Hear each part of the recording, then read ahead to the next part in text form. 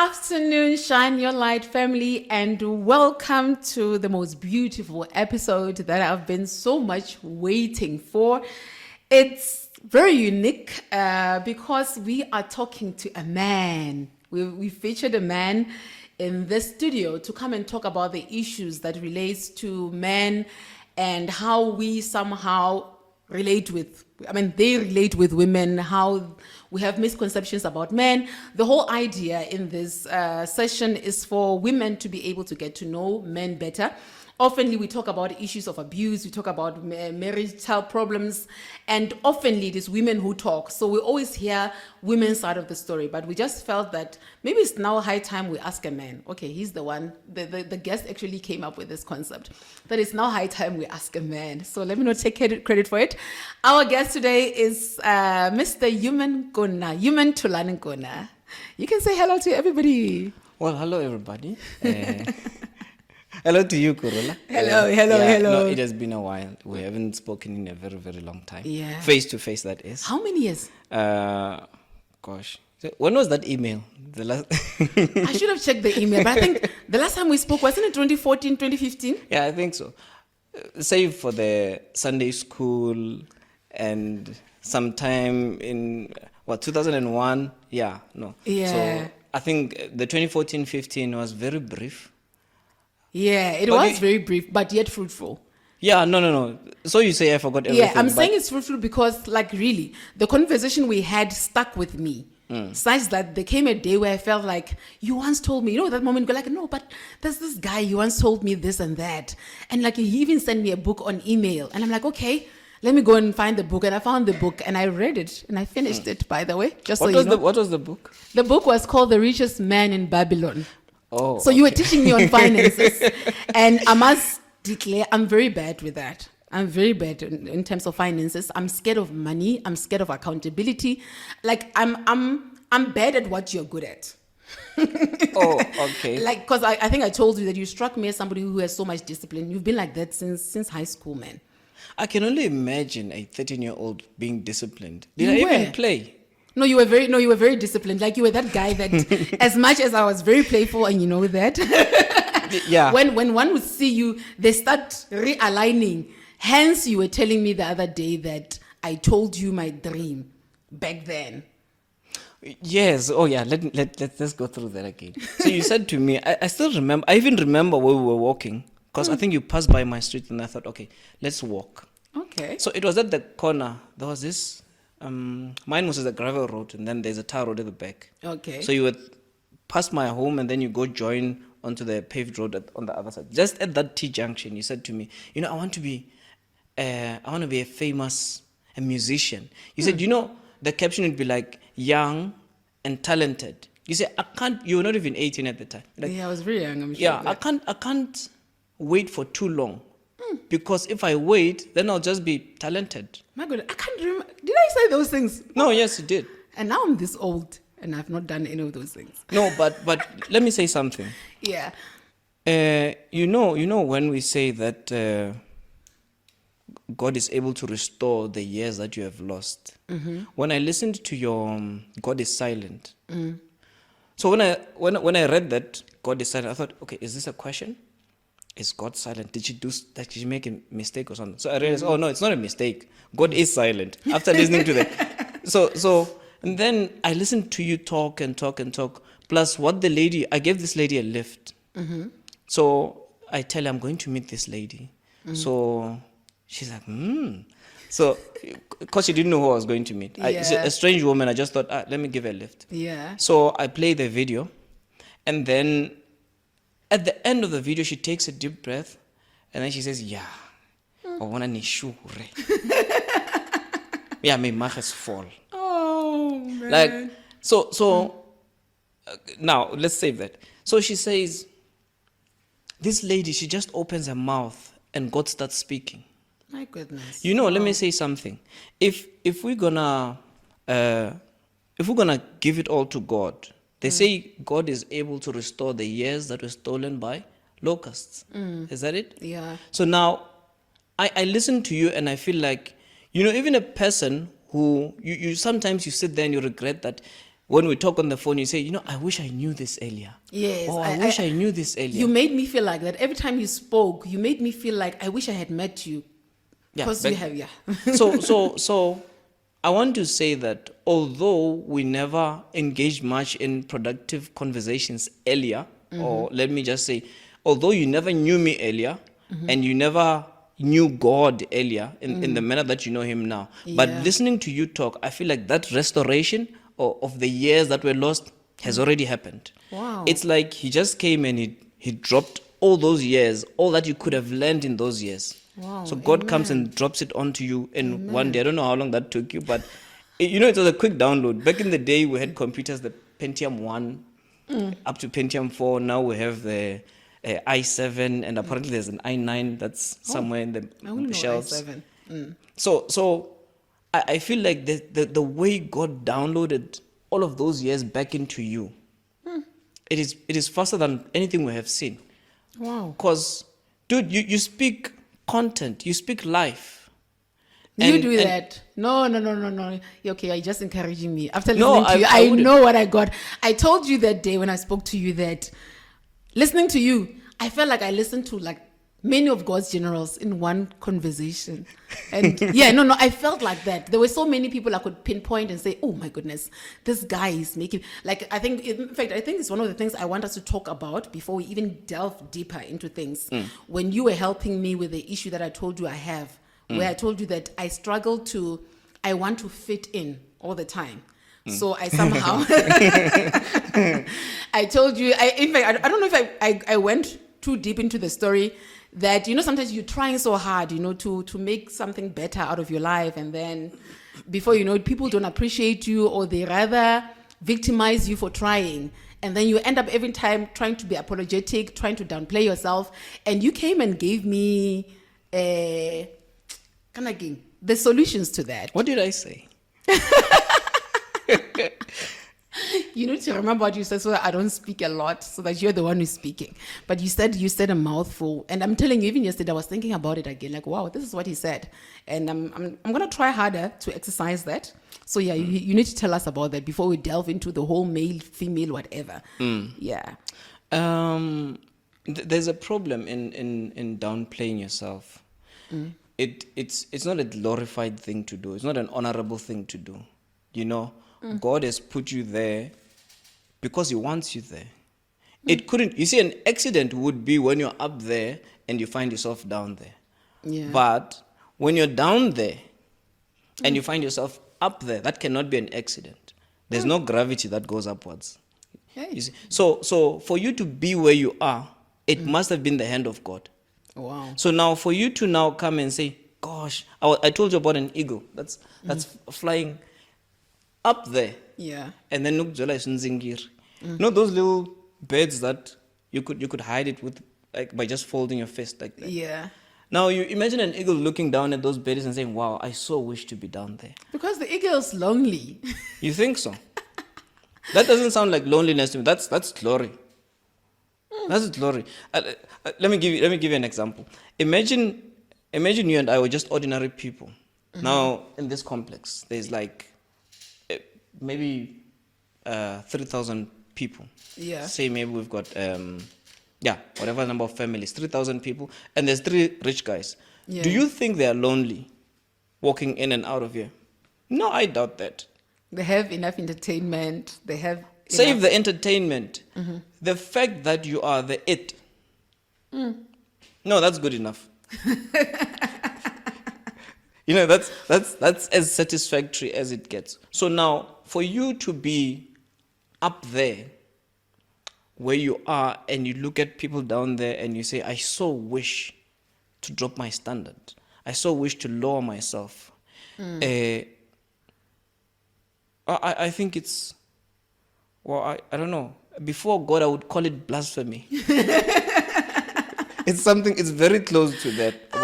So you mustn't lower yourself to that level where you say, now I feel, because when you're up there, the haters hate you, right? Yeah. Now you want to go down, and I'm not saying that people who are below are haters, but in most cases you find them much lower. Yeah. Because hating doesn't really elevate anyone. Yes. So you find them down there. Now you're giving them more access as you lower your standard.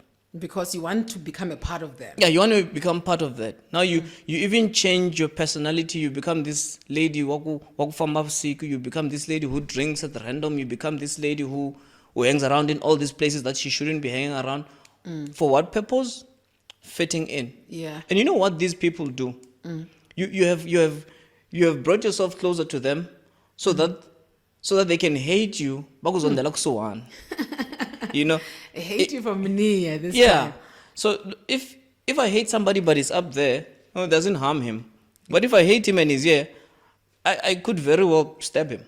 I mean, he's just here. So you're opening up an opportunity for you to actually even harm you the more when you're trying to fit into places where people already hate you. Because now, even the language that you speak when you're hanging, when you're with people who are there, again, no disrespect with people whose lives have not yet flourished to certain levels. Yeah. But if there's people who are down there who speak a very particular language, and there's a very, very particular association, like they are a group or a class of people. Yeah. Now you come there, you are this woman who understands global warming better.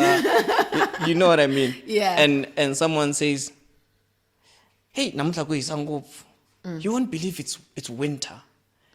And just as you think of explaining, you're thinking, and they'll be like, you and your fancy English. Yeah. So you're still down there, but you don't belong. So you and want your to, voice is not heard the minute you go there. You're actually closing your voice more because now you have to be conscious of the fact that if I start talking about global warming, they'll say, Miss English. yeah, you see. and you say things like, no, it's now time for my yoga session. They'll be like, yoga ya in. But it's very hard, man. No, it's not supposed to be easy. I don't think life was designed to be easy. You see, breathing, yes, but becoming something, no. You mustn't regret becoming something. In every level of your life that you reach, there will always be associations. There will always be people that you can associate with. There will always be things to do, lessons to be learned. So you really can't call yourself lonely if you've succeeded to a certain above average level in life. Find something to do.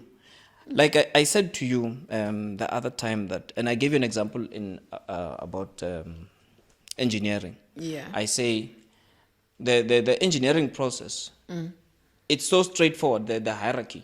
You are an apprentice, then say for example, electrical engineering. You're an apprentice, you become an electrical artisan, you're a supervisor, you're a superintendent. Now, when you are at apprentice level, your desire, what you work towards, is to become an artisan. The output of what is expected of you shouldn't be apprentice grade of output. It should be artisan grade. At least, if not, it should be pursuing an artisan grade of output. So never pursue to master where you are now. Work on mastering something else new. No, look, if you work on, well, you can't want to master being a supervisor if you're still an artisan. Let's stick to the engineering thing. Okay. But you look at what is required of a supervisor. Okay. Then you work at where you are, but looking at what's required. You see, when you look at what my boss requires of me, it makes you into a better person. Because you know what is required of you, you're able to deliver. And you are able to stand outside of this, become the viewer of yourself, and you look at what you've done, and you say, am I happy? Now you become your boss. You look at the output, and you say, am I happy? Me being a boss of this particular person, Kurhula, am I now happy with what she has delivered? So, you by looking at becoming the next level of you, you are inadvertently mastering where you are. Wow. By looking at, say that again. By looking into. By looking at the next level. By looking at the next level of what you want to do. You are inadvertently. You are unconsciously becoming better at what you do because you know what's expected of me. This one pastor of mine, Lovely man. He's a very good teacher. Pastor Marcia says, if you want to grow where you work, you must work longer than is expected. So you must give a little bit more than what is expected of you. Oh, wow. Yeah. So if you want to excel, you want to give a little bit more. You deliver what's expected of you, and then you stand outside and become an assessor of your own work. And there isn't any writing in the artisan workbook that says be an assessor of your own work. They say no, deliver, do what's expected of you. And there'll be an assessor. Yeah, It's supposed and then to be there'll like be that. somebody who comes and assesses and approves and perhaps give you another job or congratulates you, whatever. But if you give a little bit more, then you are growing. You see, I told you this guy is very disciplined. I told you that this guy is very smart. And you can see it. He's thinking, you're outside the box. Some of us usually say, I'm done with my work. Let me run home. And after some years, we're surprised, why are you not becoming? I think this is very important. And I'm glad that we touched on it, because now I got this lesson telephonically, guys. I got this lesson telephonically. And I really felt that it would be nice if he speaks about it, so that somebody who's out there wishing to become something better of their lives, that these are the lessons that you need to learn. Hence, I say, when you are God's generals, you are in that level. I so wish. I wish to get You're there. operating in a higher level, and that's beautiful. Okay, but then today, what I want us to touch on, hopefully we'll have two parts today. It's about the misconceptions that women have of men. Okay. Last time I had an episode, and I was speaking on behalf of the women who called me, because there were women who called me and started crying and started telling me, my husband did this and that. And I was sympathetic towards them, definitely, because I've also been through the same thing. But then when I came to give back like the report on how things went, there were a lot of men who said, no, but also men are going through the most. It's not just one-sided. And I think it's very important for us to do that, because you know how I feel? I feel like not just our country, but our world is trying to cultivate healthy women and neglecting men, forgetting one important aspect. Let me tell you what that aspect is. God actually cursed women, and he said that your desire will be a husband. It's like women somehow don't seem to be complete without men. It's like it's a curse. God said that you are going to desire a man and he will rule over you. So no matter how much I work so hard on making sure that as a woman I'm heard, as a woman I'm what, somehow in my whole life I will always desire to have a man.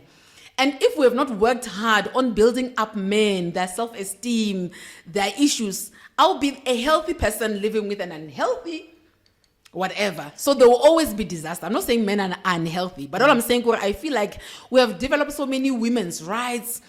We have developed there are many women's conferences every week. Women have a month dedicated to. Do we have a month dedicated to men? We don't. I only know of Father's Day. I don't think there's. Yeah, and you see, it's cutting off the other guys who are not fathers. It is my benefit. I don't have a child, so Mother's Day doesn't cover me, but I know that Women's Day is coming. So I have an opportunity to get gifts from people, and all these nice words. But it means that some men live out their lives. They never hear nice words. If you're not a father, then it's like no one is saying Happy Men's Month, or because we are trying so hard to build up women's characters. We're trying to develop women, and I do understand that it's because of where we come from. But men are excluded. That's according to me. And I want to know from you, what do you think? Am I exaggerating or something? No, you're not. The moment you start talking, unfortunately, I don't have a book. Like, there's a flood of information that's just going to waste. I wish. Unfortunately, if I don't say it now, within 30 seconds, it's like, okay, never mind. Let's so there's like chapters and chapters that they start flooding my mind. I don't know how to control that, by the way. Okay, tell us. We have enough time. We can do 5 episodes. It's fine. Five parts. Okay. I'm glad that you're bringing this up about men, but let me say it this way, because men tend to rebel. So when you talk about men's emotions and men's health and all that stuff, and I'm not talking the other men's health, I'm talking about. There's this lady who said, I work with a young lady. She says, yeah, but you see, the thing is, men don't talk. You guys don't talk, Mr. Nkuna. I look at her and I laugh and I say, no, we do talk. We're just not talking to you. Oh, so she's like, okay. Really? Yeah. Why do you think men go and gather in pubs and all those things and play pool. Do you think it's because we love alcohol? So you're going there to talk? Dude, listen, alcohol, it's there, ne? Because it's there. We drink it, and perhaps there's an element of addiction or additives that keep us there. But we're not going there to get drunk. I doubt there's anybody who says, yeah, I want to get so drunk that I wet my pants and just fall asleep by the sidewalk. No. Oh, okay. We go there, we sit and have a chat. There was a time where I got troubled and I wanted to go sit with the guys and just... But unfortunately, I was also one of those guys who were quite a bit judgmental about, I'm not going to a club, I'm not going to a Shepin or whatever those places are. Now, I found it difficult, but something inside me says, I knew that if I go there and Samana Majita and just chill, you forget. Okay. And then it's for you, it's a safe platform where it's fellow men talking to fellow men about your issues. Yes. Okay. So again, men talk, they're just not talking to you. Let me tell you one of the other reasons that we're not talking to you. I'm desperate to find out that. So I asked this lady, imagine I come from work and you're my girlfriend or wife or whatever. I say, yo, babe, today, my boss, this guy, I don't understand him. He just made me go and work in somebody else's section, and while I'm busy working, he calls me and tells me there's a breakdown in my section. Now I have to go there. At the end of the day, he's asking me what was the progress there and this. And you're sitting there, and I give you numerous examples of a man who would be whining. There's the other B word, but let's stick with whining. And I say, how would you feel? She's like, nah, I can't deal with such a man. No, the very person who says, you guys don't talk. So she finds the topics boring. She finds the things that are worrying you to be boring, or what is it? I don't know. You tell me. But when somebody says, "You guys don't talk," and then we start talking, right? No, I think I know why men and women don't really quite talk well. Women are emotional. Men are quite rational. So if I now start telling you my problems, this girl did this. If I'm the one who's coming to you to say, babe, this girl did this and this and this to me. Usually you won't try to cater for my emotions. You'll give me a solution. And you guys hate that. Because we want you to nurse our emotions. At that point, we are emotional beings. I don't know how to explain it, but sometimes, with a fellow woman, if I tell her, no, this girl didn't this to me, Arias, I know these people.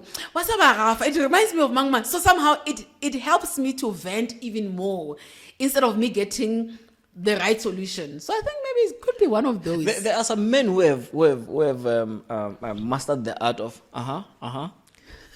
Really, baby? Oh man, sorry, come here, give me a hug. Yeah. And you ask him tomorrow, you remember that girl that I was telling you about yesterday? He's like, which girl? So it's like you were not there at all.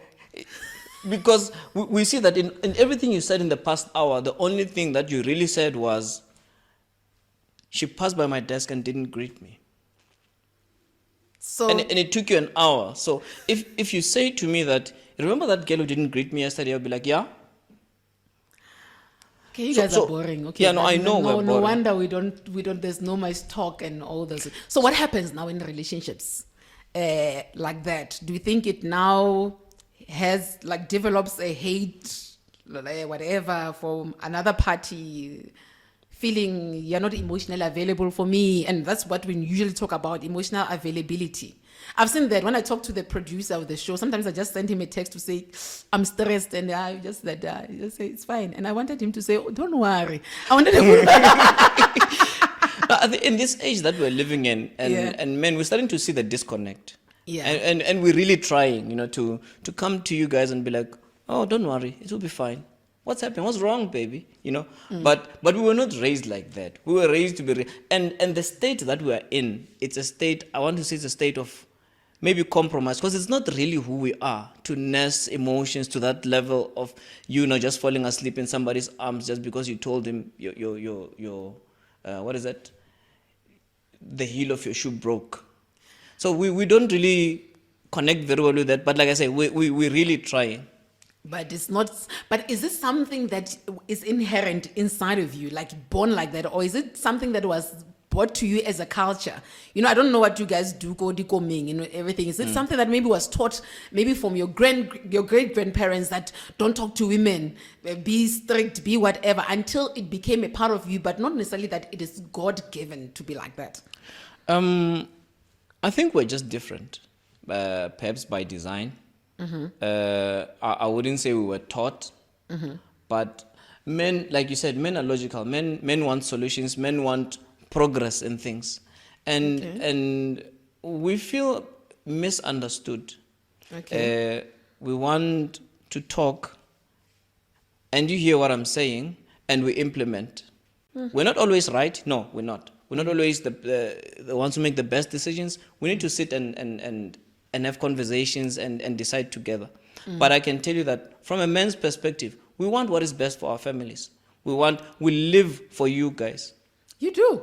Yes, and we would actually even go as far as dying for you. If we have a child and he needs a kidney replacement, whose kidney do we put on the table? I've not seen men sacrifice. I've not seen that. Okay, you 1 in a million. Anyway, okay, let me not make a conclusion. Okay, talking about that, issues of men being the head and being the one in charge and being accountable. Where does it come from? Is it tradition? Is it Bible? Is it who comes up with, like, usually, honestly, in my whole life, I'm always sitting down and going like, who comes up with this thing?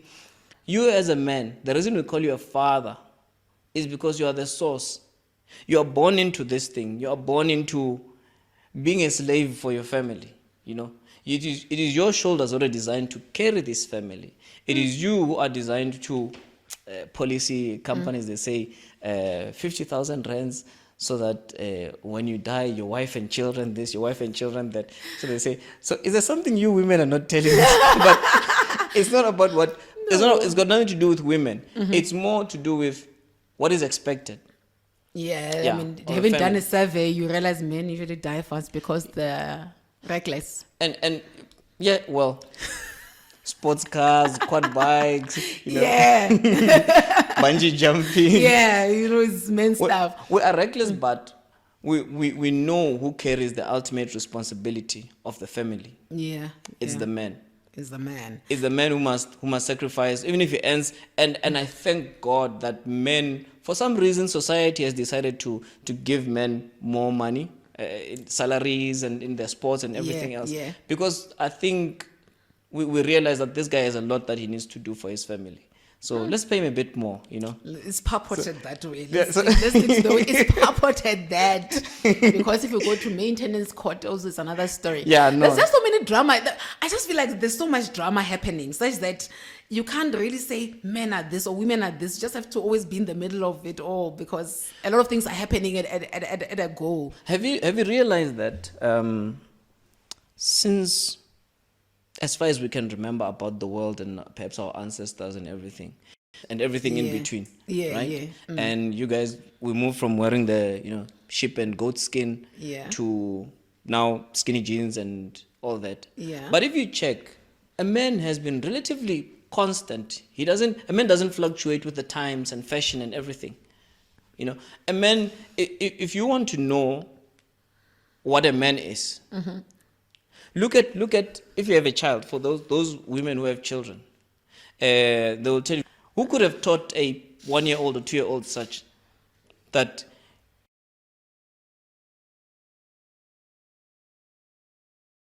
you can see the authority, you can see the ownership from a young baby that he just wants to be in control somehow. Even if his father is maybe one of those guys who are absent or not there for this or that reason. But you can tell that this guy is not in control. You see, we in charge, making sure that he knows what's happening within the home. Yeah, he protects, he serves, and he's just about a newborn. But somehow he just inherently has this thing in him of wanting to be in charge. Yes, you can see that it's coming from inside of him. So now then there comes the 50-50 issue. And I do understand where it comes from. I mean, there have been women who... Tell me about it. I would love to know it because I don't know. No, looking into most of these things which end up being developed happens because maybe some women were prejudiced by their husbands, and somehow they say, you know what, let not a man be in charge anymore. Let a woman also take control. A husband went to Johannesburg. You know, in those days, you find that your grandfather, Sali, he went to Joburg 35 years ago to say he's coming back, and he hasn't come back home, you know. So women are now being taught that, hey, be in charge. Don't wait for a man. Imagine if you're a submissive woman and your husband has been in Joburg and Sally, he told you that this is how your home is being run. He doesn't understand that Nyaope has been introduced, so you can't use his philosophies and his principles. So that's when women start being taught that, hey, also take charge of your own home, also decide to let go. I believe that's why these things happen. Like maybe if you look into the stories of maybe the policies that comes into place, the affirmative action, why did they bring that into play to say, women must be given preferences? Because when they looked into previous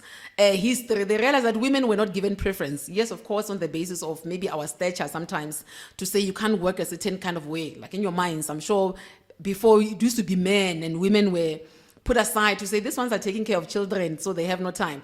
But sometimes these things are introduced on the basis of looking into the prejudice, like I'm saying, that women end up facing. What do you have to say about that?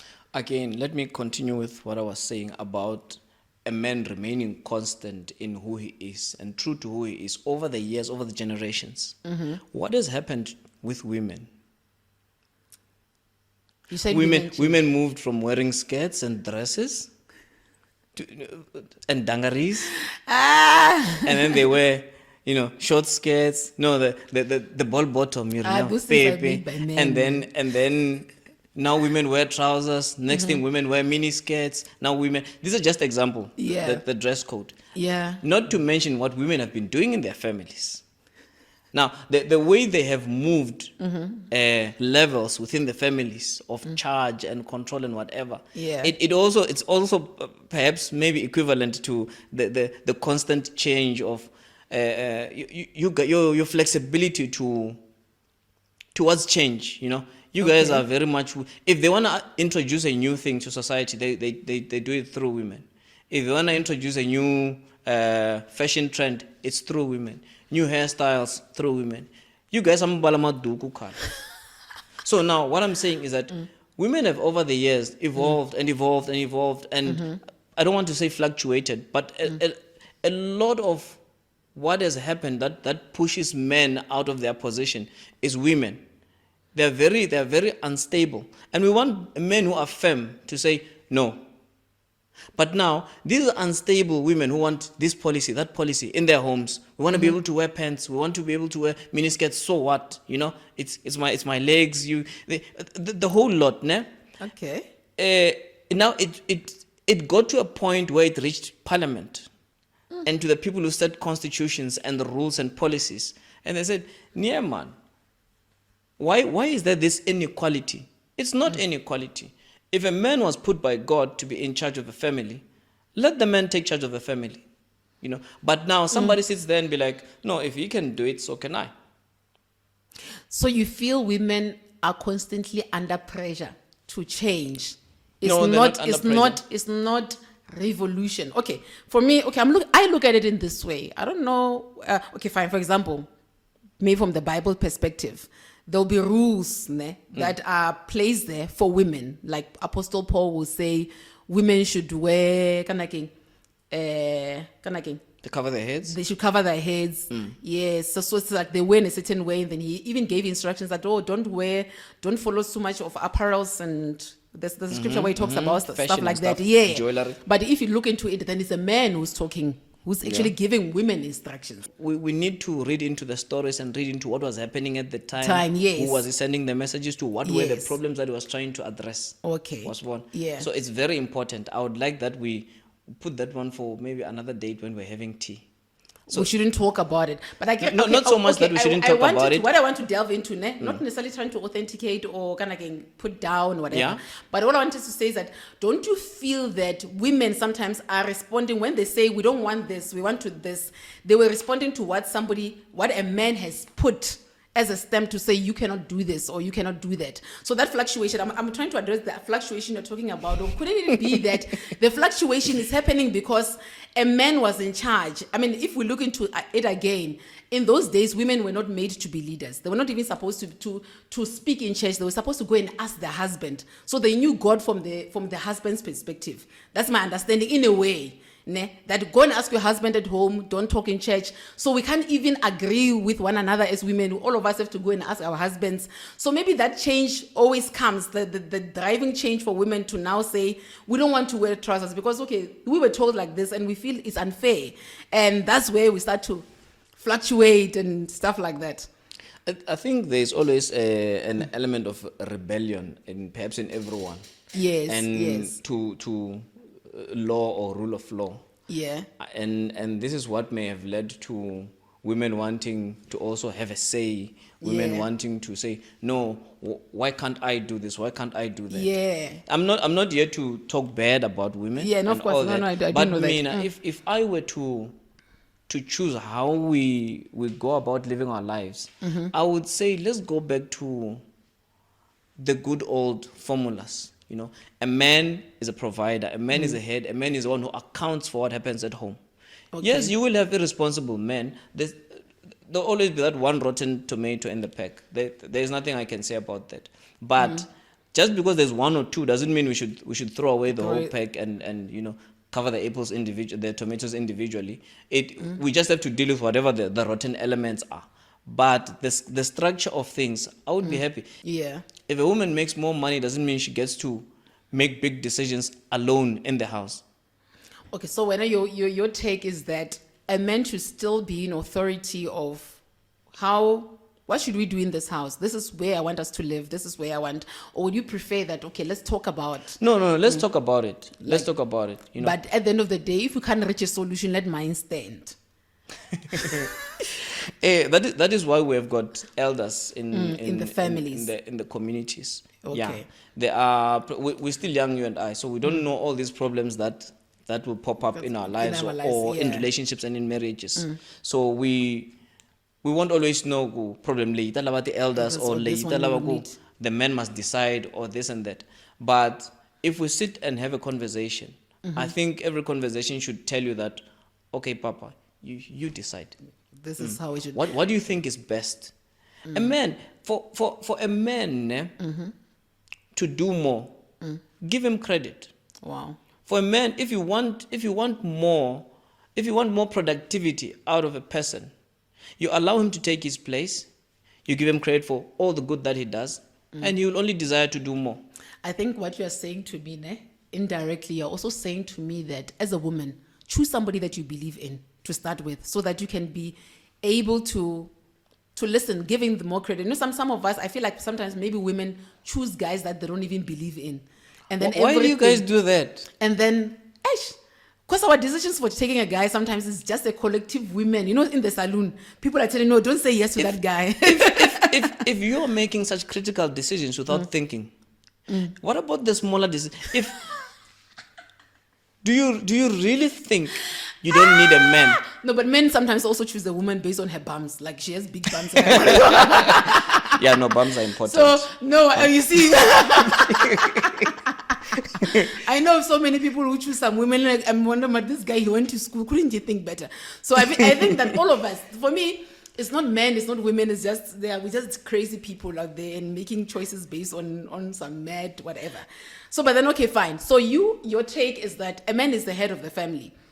And it is so because traditionally you've been married, Lobola has been paid. And Lobola being paid and you accepting the tradition as a woman means that you accept also the conditions that goes hand in hand with the tradition. Is that the case? No. It's not. You're talking about Lobola being paid, you're talking about marriage. Yes. I think let's split those and let's talk about marriage. Marriage is Lobola. Lobola is marriage. Yeah, fine. Yes. So it's one thing. We can't split them. No, of course. But I'm just saying Lobola is just the formal process. The process of you becoming married. So now let's wrap all this thing into one package and call it being married. Being married, okay. Yeah. If you are married, there is of course traditions, but every family has a right to come up with their own method of operation. We don't have to always abide by no bakokwana ba endla so. Hey, man endla so. What's wrong with me washing dishes? You know? So you can wash dishes. If there's Nice. clothes on the Ladies, line, you can wash dishes. if, if there's clothes on the line and Yeah. you're out, what's wrong with me taking a basket, collecting everything, putting it in the house? Okay, and you don't care about the neighbors and what they think No. of you as are peeping through the window, like, oh my goodness. No. They could learn a thing or two. Wow. Yeah, Okay. about taking care of your partner. What if your wife one day gets so sick that she can't carry herself around? Are you going to worry about the neighbors? Oh, we saw him carrying his wife. We saw him pushing his wife. So lobola is, okay, the traditional way of marriage is usually that a man should not be seen touching anything that has to do with women, but that has been labeled to do with women. I don't think it's tradition. It's not. I think our tradition is beautiful. I think as African people we have beautiful tradition. I don't see anything wrong with it. Because our tradition teaches us that a man must look after. That is why they don't even promote that a woman should work. And I speak under correction there. No, I would love that tradition that I must Yeah. just sit at home and be a housewife. Gosh. Let me say, we don't prohibit it, but we would much rather you as a man go to work, serve your family, Okay. finish. That is what our tradition, the core essence of our tradition and, Yes, and marriage. If back then, if you got a girl pregnant, they would force you to take accountability. They would bring her and say, well, you got her pregnant. Surely there was something you were intending. Yeah, she is. Most of our parents, they are together because somebody got somebody pregnant. Oh. And then they said, well, you wanted the process to be accelerated? Well, there it is. So our Okay. tradition is good in that it requires that men take accountability. It requires that men look after your mistakes. If it's a mistake, your decision, you follow up on your decision, you follow up on what you've started. Our tradition never encourages that a man should leave his family. The reason men go as far as Johannesburg, maybe you think they loved it. No, they didn't. They didn't. No, we would have loved to stay with they would have loved to stay with us and maybe our fathers and raise them from nearby. But you have to raise kids via telegram, na papila. Okay. And if the child should be sick, I'm certain that many people lost their children because they have to write a letter to Johannesburg and it only comes Later. It gets there maybe Yeah. 3 weeks later or even a month later and the child is already dead. You know, such things. So who do you think would love such? But because they had to work, because they were men, because they understood that I have a duty to care for this family, they did that. They still took care of it. So men have a duty to take care of their So families. where is this thing coming from then? This whole thing of men shouldn't touch dishes, men shouldn't take care of kids. So like you're saying you don't believe that it's part I don't of our know. tradition. I've got a very good relationship with my daughter, 5 years old. Yeah. She loves me so But much. now I'm 'cause- talking on behalf of general. I mean, you can agree that there is a notion moving around that says men should not be seen doing certain kind of works. Is it the majority who think like that? Look, people will always look for an easy way out of things. People will always want to hand over their responsibilities to other people. You see, if we find a loophole, we want to exploit it. If I say to my wife, you know what, a man shouldn't be washing dishes, and she says, okay, then You won. Yeah, But you know- it was not written anywhere, so you No. just came up with it. No. So what you're saying is that people are just coming up with all these things Theories. to just exonerate yeah, themselves from doing and certain things. I'm not saying we should go to the extent of doing all those things that are just not for a man, but I'm saying being in the home and you love the home and you are an active partner in the home. Show what you mean when you say I'm an active partner in the home. Wow. If you have if you have a couple that's both working, maybe the same hours, maybe different hours, you come back home and you kick back on your couch and she must still cook and she must still do this and you must still do that. Really, what's wrong with collecting the plates after eating and throwing them in the washer? So the wheel has the tide has turned. Everybody's busy now in the homes. Okay. If things change in that direction, and as men we still sit back and fold our arms, then there's something wrong with us. Wow. But like I said to you, that men haven't changed much. since back then.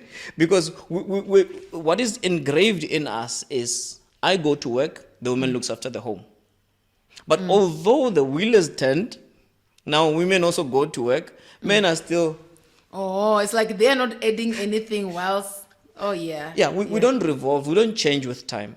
We may, but we change at a very slow you're pace. making your theory even make more sense even to me as you're saying that women were able to evolve. So the evolving is not just in maybe bad things or lerata fashion, but they've also evolved in now getting into being active in families and also contributing financially. So somehow men are structured in such a way that they are more into this is my mandate, this is what I was told, and I stick to this. Mandate, yes. I like when you say this is my mandate. Yeah, no. We need to learn a few things. We need to grow a bit more. But in reality, we're slow to change. And if you want to know how real this desire for a man to serve his family is, meet a man who earns a lot of money and hear what he's going to say about you waking up and going to work at, I don't know where, sweeping the floors. He will say, no wife of mine is going to do that. Sit here, tell me what you need, I'll provide for you. But now, you see, the demand, the cost of living has gone so high that, well, at least you work, you can pay for the decoder, So then we appreciate that. But in reality, we wouldn't mind to serve our families. But that, okay, at the same time, I hear what you're saying, but at the same time, there's so much, the surge in terms of, men in the maintenance court, man. Many women are taking men to maintenance court. It means that there's some irresponsibility going on there. And they're taking people who are working, good jobs, your teachers, your nurses, your whatever. What is happening there? So there is something that got into society. There is a spirit that I can't explain that has gotten into men, and equally so women. Forget men being taken to maintenance courts. Let's talk about families that split. Let's talk about people who want to be together but they don't want to commit to each other. They end up now having a child, 2 children, and then they end up taking each other to maintenance courts. You have someone, a girlfriend or a girl in your life, but who has a child or 2 children and you don't want to be responsible. Where do you think that's going to end up? You will eventually break up with her because you met now in Tabiseng, and now you can't afford this life that you're trying to live, and you start neglecting children this side, and now she has to drag you to court to force you to take care of there's children. adultery in this country, ne? There's just in this country, in the whole world is full of adultery, and it didn't start today. It didn't start today. Don't be like, wow, so much adultery. No, our eyes only got opened recently to it. Because they're phones, so we have evidences quickly, and information flies so high that so what do you mean? That sometimes even our great-grandparents were busy out I don't there know. in the corner. I don't know. I want to think that they were very honest. You have feel that they were holy. No, I used to think older people are holy. Until now, I realize I'm the older people. I'm like, hey. Are you holy? Hey, holy and sanctified for the Lord, set apart for His goodness and glory. Hallelujah. So what are you saying is that this whole thing of like maintenance, whatever, is not an issue of just responsibility or irresponsibility and accountability, but there's an adultery issue that is happening, and it is an issue of responsibility. Be responsible for the child that you bring to earth. Be responsible for the person that you promised love. Take care of them. Then you've got nothing to worry about. And don't promise a lot of people love, because that's where the confusion comes in. Yeah. Don't be a boy if you're a man. Yeah, don't unganabi. Ungabi ngwembe. Wasibona? Yeah, okay, yeah, one now. Get tag, one now. Something like that. Yeah. So nganabi. Ungutanyana volume, we know an element of lust here and there. But it's not here and there. With men, it's just a pure organic lust. Hey, let's call it what it is. Hey, men have a problem with. So even with that, let's behave. Let's take accountability. Let's be responsible for the people that we are responsible for. It will reduce a lot of this fights, a lot of these divorces, a lot of these breakups, and all of that. Quite a big burden has been placed on men, and I think a lot of men don't know the amount of responsibility that has been put on their shoulders, what is expected of them, and how much is expected of them. You know, the like I was saying, we should thank God that men are at such levels in society, because I think when you've got a lot that you need to do, you need to have a good backing of finances. You need to have a good backing of support from friends, support from elders, parents, and stuff like that. But it seems society has moved away, like you were saying, from men to now women. And if we look at it, we are to blame, because we moved away from what we have to do as men. We moved away from taking care of our families, our children, our partners. So women become now the victims. But when we endla his mandate yala emsabeni. That is called to come and do. But in terms of that, don't you think just generally the economy, how our system, economical system contributes towards to everything that is happening? Like now we don't have so many jobs, and farming is seen as something that can't easily, it's like you don't have much flexibility, let's take in South Africa, to do certain jobs or kind of businesses that can give you a lot of money. Do you think those kind of things? No, I think South Africa of many countries is one of those places that allows for people to dream and take a shot at their dreams. I wouldn't say there isn't, maybe unemployment, formal employment, yes, there's a problem with that. But to start a business, I mean, you could go to any corner in Johannesburg and buy a popcorn machine and make popcorn. You would go home with money for bread, So I don't think the economy can drive men or can drive our society to what it is. I think one very important thing that we need to do as people is to pray. Whatever there's elements, this guy says the one thing that the devil has done so perfectly, it was to convince the world that he doesn't exist. So he does what he does in silence. He does what he does quietly. He does what he does, behind the face of democracy, behind the face of human rights, behind the face of this and that. So we need to pray for... You need to hold that thought. You said that the devil has managed to convince people that he doesn't exist. We'll go into part 2. We're going to talk more about that. I want him to delve into it slowly, step by step. We'll give him a good 2 hours to tell us more about that. A good 2 hours. So please, let's go to the next episode.